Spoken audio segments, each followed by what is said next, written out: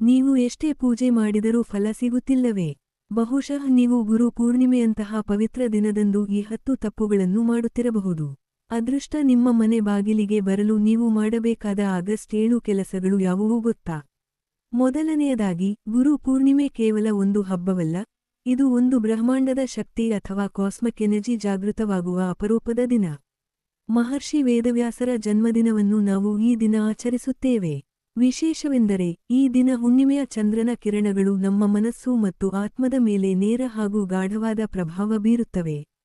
ಹಾಗಾಗಿ ಈ ದಿನ ನಾವು ಮಾಡುವ ಪ್ರತಿಯೊಂದು ಸಣ್ಣ ಕೆಲಸವೂ 100 ಪಟ್ಟು ಹೆಚ್ಚು ಫಲಿತಾಂಶವನ್ನು ನೀಡುತ್ತದೆ.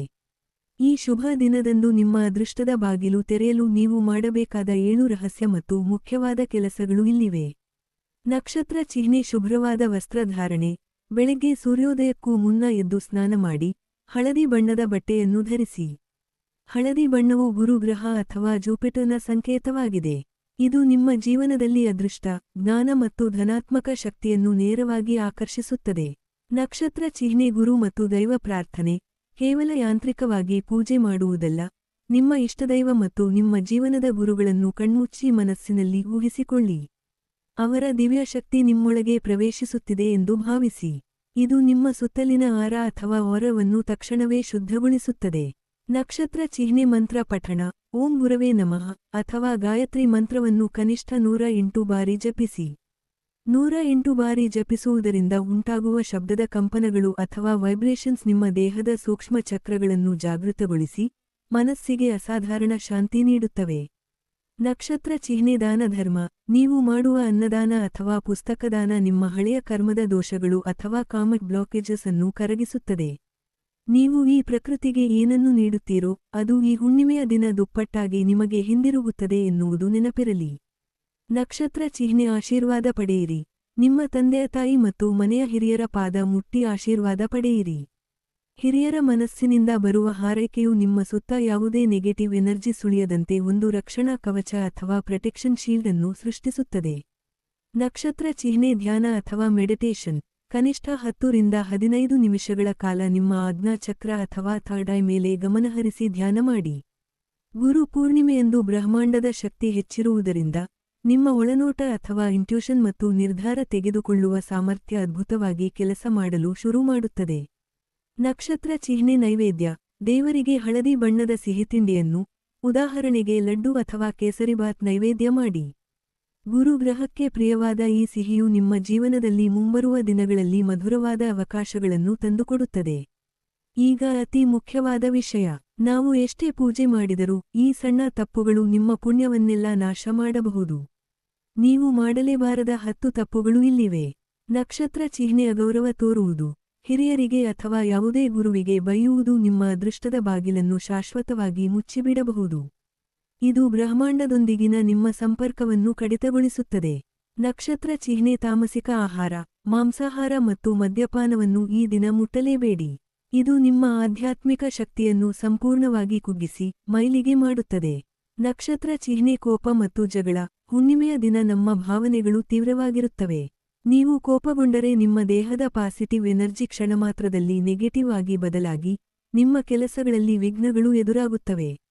ನಕ್ಷತ್ರ ಚಿಹ್ನೆ ಕೂದಲು ಮತ್ತು ಉಗುರು ಕತ್ತರಿಸುವುದು. ಈ ಪವಿತ್ರ ದಿನದಂದು ಕೂದಲು ಅಥವಾ ಉಗುರುಗಳನ್ನು ಕತ್ತರಿಸಿದರೆ ನಿಮ್ಮ ದೇಹದಲ್ಲಿ ಶೇಖರಣೆಯಾದ ವಿಶೇಷ ಕಾಂತೀಯ ಶಕ್ತಿ ಅಥವಾ ಮ್ಯಾಗ್ನೆಟಿಕ್ ಎನರ್ಜಿಯನ್ನು ನೀವೇ ಕಳೆದುಕೊಂಡಂತೆ. ನಕ್ಷತ್ರ ಚಿಹ್ನೆ ಸುಳ್ಳು ಹೇಳುವುದು. ಸುಳ್ಳು ಹೇಳುವುದು ನಿಮ್ಮ ವಿಶುದ್ಧ ಚಕ್ರ ಅಥವಾ ಥ್ರೋಟ್ ಚಕ್ರವನ್ನು ಬ್ಲಾಕ್ ಮಾಡುತ್ತದೆ. ಇದರಿಂದ ನೀವು ಎಷ್ಟೇ ಕಷ್ಟಪಟ್ಟರೂ ನೀವು ಅಂದುಕೊಂಡ ಕೆಲಸಗಳು ಸುಲಭವಾಗಿ ಈಡೇರುವುದಿಲ್ಲ. ನಕ್ಷತ್ರ ಚಿಹ್ನೆ ಚಾಡಿ ಹೇಳುವುದು. ಇತರರ ಬಗ್ಗೆ ಕೆಟ್ಟದಾಗಿ ಮಾತನಾಡುವುದು ಅಥವಾ ಗಾಸಿಪಿಂಗ್ ಎಂದರೆ, ಬೇರೆಯವರ ನೆಗೆಟಿವ್ ಕರ್ಮವನ್ನು ನಿಮ್ಮ ತಲೆಗೆ ಎಳೆದುಕೊಂಡಂತೆ. ಇದರಿಂದ ಆದಷ್ಟು ದೂರವಿರಿ.